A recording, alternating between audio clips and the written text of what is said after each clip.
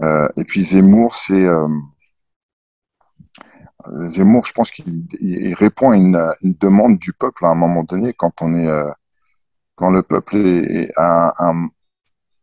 a des gouvernements qui se succèdent, qui sont Hollande et Macron deux fois, et que en face, bon, on a un peuple qui est complètement insatisfait de la gouvernance, insatisfait de ce qui se passe, et qui est complètement brimé, qui est complètement censuré, qui est complètement, je veux dire, c'est pas anodin si on a eu les gilets jaunes, les infirmières, les pompiers, les flics, euh, si on a eu des crises sociétales comme ça qui se sont enchaînées, c'est pas anodin. Et donc, forcément, le peuple a tendance à demander une réponse chez les extrêmes ensuite.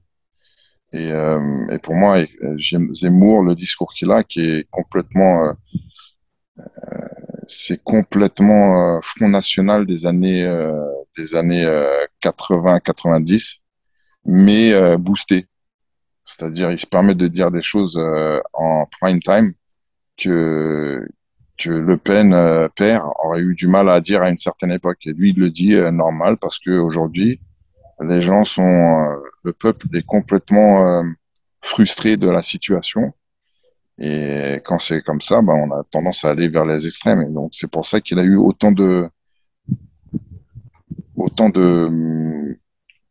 sollicitations, autant de fans, autant de followers, autant de votants. C'est parce qu'à un moment donné,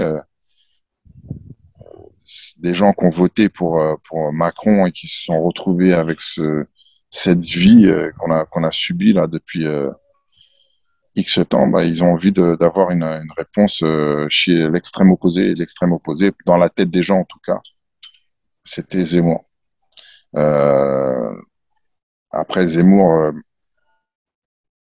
c'est c'est l'opposition contrôlée parfaite.